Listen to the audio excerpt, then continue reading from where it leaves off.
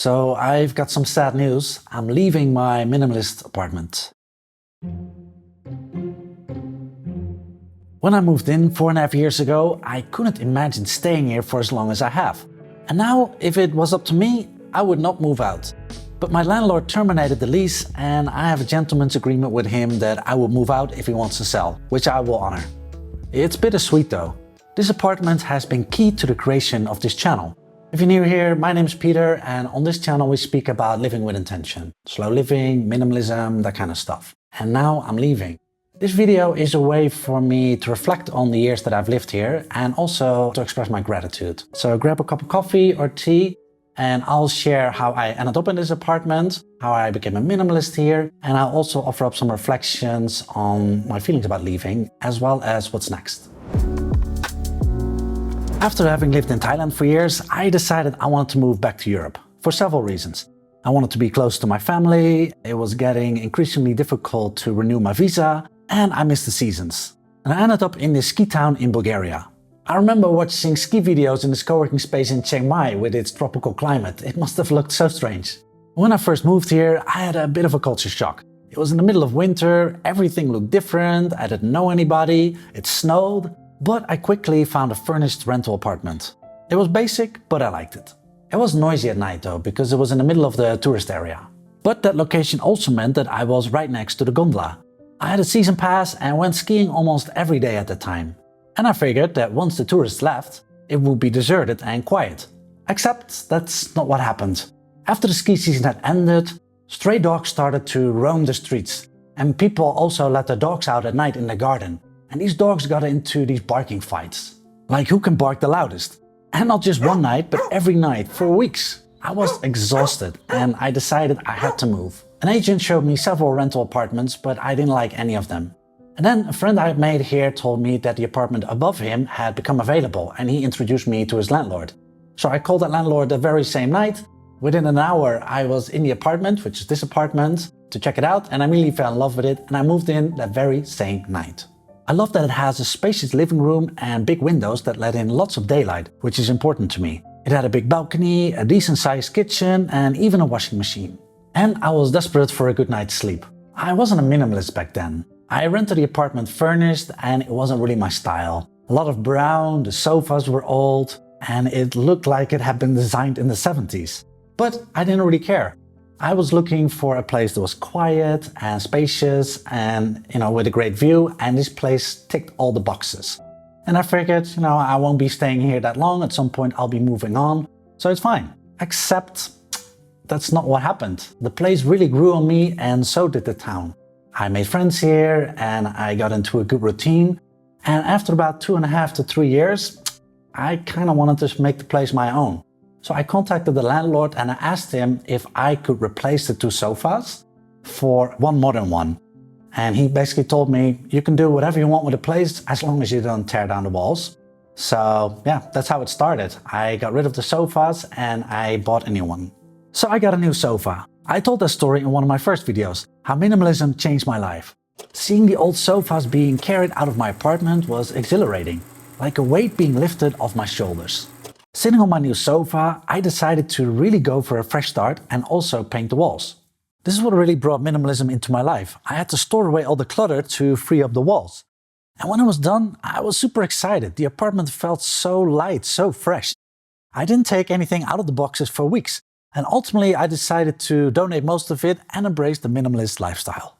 But my concern was that it would wear off, that it would just be a fad, and that eventually I would resort to my old ways. So I figured that starting a YouTube channel about minimalism would provide me with the motivation to stay on the path. By making videos about it, I would have a good reason to educate myself about minimalism and later slow living. And I could also share anything I learned or found helpful with others, with you. And what a journey it's been so far. I can't believe how many of you have subscribed to the channel and left thoughtful comments. I read all of them and I try to reply when I can. Okay, so back to the apartment. The prospect of having to leave, it makes me sad. And part of me wants to cling to this place no matter what. I even considered offering to buy the place just so I wouldn't have to leave. But I can't really afford it, and what's always been appealing about this place is that I had a good deal on the rent. As I was reflecting on this attachment I'm feeling to this apartment, a memory came back to me of when I did a 10-day Vipassana meditation retreat. During this retreat, you're not allowed to talk except for when you have a question about the practice. So one day I approached a teacher and I had a question about detachment. I was confused about the teachings. I asked her, what's the purpose of having to distance ourselves from everything? Doesn't that make life really boring? Isn't life about enjoying experiences and enjoying all the beauty that's around us? And then she gave me an answer that really stuck with me, that was really thoughtful and insightful. She replied that detachment is not about distancing yourself from life or not interacting with it. It helps us to be more present. Once we realize that everything is impermanent, we can start appreciating it more because we're not taking it for granted. A cloud can take away the light and warmth of the sun. When you get attached to feeling the warmth of the sun on your skin, you set yourself up for being disappointed when it's taken away. But when you instead understand that that feeling won't last forever, you can enjoy it more in the moment. I've embraced this mindset since I learned that I have to leave this apartment. And I've also come to realize that this presents an opportunity for personal growth. Sometimes we can be held back by our level of comfort. Maybe you've seen this image of the comfort zone and where the magic happens. I'm definitely comfortable in this apartment. And maybe I'm being given a gentle nudge in a new direction so I can explore new opportunities that I otherwise wouldn't have. When one door closes, another one opens. It's like a tree losing its leaves, so it can grow new ones next year. Or perhaps a better analogy is that of a snake shedding its skin. They do this because their skin doesn't fit anymore or because it's old or worn out. When snakes grow, their skin does not, so they outgrow it. And in a way, this apartment is like that skin. It served me well, but now I need to let it go. Now, I'm fully aware that I'm framing it this way to come to terms with the fact that I have to leave.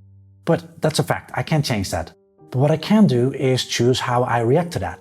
And I choose to see it as an opportunity for personal growth and a chance to explore new horizons. I've decided to not sign a long-term lease on another apartment and instead live like a digital nomad for a while. I work online, so I can work from anywhere. During the pandemic, I mostly stayed put and hardly traveled. But this seems like a good opportunity to explore other places before settling down again. I don't see myself traveling non-stop though, like 1 week here, 1 week there. I've done that before and it's exhausting. There's a lot of energy and time that goes into figuring out how things work in a new location. Where to stay, how to get there, SIM cards, the time spent traveling, and it's expensive.